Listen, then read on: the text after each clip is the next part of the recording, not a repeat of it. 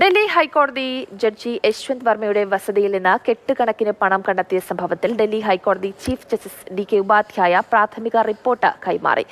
Supreme കോടതി chief justice Sanjeev ഖന്നയ്ക്കാണ് report കൈമാറിയത്.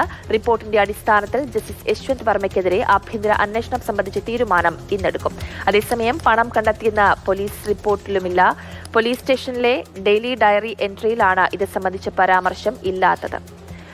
കൂടുതൽ വിവരങ്ങളുമായി ബാലഗോപാൽ ചേരുന്നുണ്ട്. ബാലഗോപാൽ, ഈ പണം കണ്ടെത്തിയ ഒരു സാഹചര്യത്തിൽ റിപ്പോർട്ട് സമർപ്പിച്ചിരിക്കുന്നു. ഇദ്ദേഹത്തിനെതിരെ അന്വേഷണത്തിന് സാധ്യതയുണ്ടോ? ജയലക്ഷ്മി, മാർച്ച് 14 രാത്രി ജസ്റ്റിസ് യശ്വന്ത് വർമ്മയുടെ ഔദ്യോഗിക വസതിയിലുണ്ടായ തീപിടുത്തം അണയ്ക്കാനെത്തിയ ഫയർഫോഴ്സ് അംഗങ്ങളും പോലീസുകാരും കണക്കിൽപ്പെടാത്ത പണം കണ്ടെത്തിയെന്നായിരുന്നു ഈ ആരോപണം ഉയർന്നിരുന്നത്. ഇക്കാര്യം കേന്ദ്ര സർക്കാർ ശ്രദ്ധയിൽപ്പെടുത്തിയതിനെ തുടർന്ന് ചീഫ് ജസ്റ്റിസ് സഞ്ജീവ് ഖന്ന സംഭവത്തെക്കുറിച്ച് അന്വേഷിച്ച റിപ്പോർട്ട് കൈമാറാൻ ഡൽഹി ഹൈക്കോടതി ചീഫ് ജസ്റ്റിസ് DK ഉപാധ്യായോട് ആവശ്യപ്പെട്ടിരുന്നു. ഇതേ തുടർന്നാണ് ഇന്നലെ രാത്രി വൈകി ഡൽഹി ഹൈക്കോടതി ചീഫ് ജസ്റ്റിസ് DK ഉപാധ്യായ ഈ റിപ്പോർട്ട് സുപ്രീം കോടതി ചീഫ് ജസ്റ്റിസിന് കൈമാറിയത്. ഈ റിപ്പോർട്ടിന്റെ ഉള്ളടക്കം എന്താണ് എന്നതിനെ സംബന്ധിച്ച് നമുക്ക് ഈ ഘട്ടത്തിൽ കൃത്യമായ ധാരണയില്ല. പക്ഷേ റിപ്പോർട്ട് പരിശോധിച്ചതിന് ശേഷം ജസ്റ്റിസ് യശ്വന്ത് വർമ്മയ്ക്കെതിരെ ആഭ്യന്തര അന്വേഷണത്തിന് ഉത്തരവിടണമോ എന്ന് ചീഫ് ജസ്റ്റിസ് തീരുമാനിക്കുമെന്നാണ് സുപ്രീം കോടതിയുമായി ബന്ധപ്പെട്ട കേന്ദ്രങ്ങൾ വ്യക്തമാക്കുന്നത്.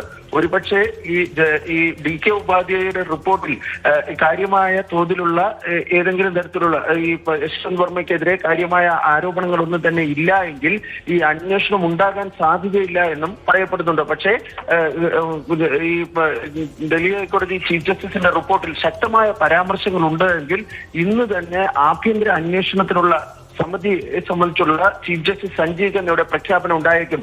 ഇതിനിടെ ഈ പണം കണ്ടെത്തിയതിനെ സംബന്ധിച്ചുള്ള ദുരൂഹത വർദ്ധിക്കുകയാണ്. കാരണം ഇന്നലെ ഡൽഹി ഫയർഫോഴ്സ് മേധാവി ഈ പണം കണ്ടെത്തിയിട്ടില്ല എന്ന് അദ്ദേഹം പറഞ്ഞിരുന്നു. ഇന്ന് മറ്റൊരു പ്രധാനപ്പെട്ട കാര്യം കൂടി ഇപ്പോൾ പുറത്തു വരുന്നുണ്ട്. അതായത് ഈ സ്ഥലത്തെത്തിയ പോലീസ് പിന്നീട് സ്റ്റേഷനിലെത്തി രേഖപ്പെടുത്തിയ സ്റ്റേഷൻ ഡെയിലി ഡയറിയിലും ഈ പണം കണ്ടെത്തിയതായി രേഖപ്പെടുത്തിയിട്ടില്ല. അതായത് നേരത്തെ ഫയർഫോഴ്സും അങ്ങനെ പണം കണ്ടെത്തിയതായി പറയുന്നില്ല. ഇപ്പോൾ പോലീസിന്റെ ഔദ്യോഗിക രേഖകളിലും ഈ പണം കണ്ടെത്തി എന്നതിനെ സംബന്ധിച്ചുള്ള പരാമർശങ്ങളില്ല. ഇതോടുകൂടി ഈ പണം കണ്ടെത്തി എന്ന സംഭവത്തിൽ വലിയ ദുരൂഹതയാണ് ഉയരുന്നത്. ശരി ബാലഗോപാൽ, എന്തായാലും പണം കണ്ടെത്തിയിട്ടില്ല എന്ന റിപ്പോർട്ടിൽ പറയുന്നതുമായി ബന്ധപ്പെട്ട റിപ്പോർട്ടുകളില്ല. ഇതൊക്കെ കേസിനെ ബാധിക്കുമോ എന്നുള്ളത് കാണേണ്ടതാണ്. ബാലഗോപാലാണ് വിവരങ്ങൾ പങ്കുവച്ചത്.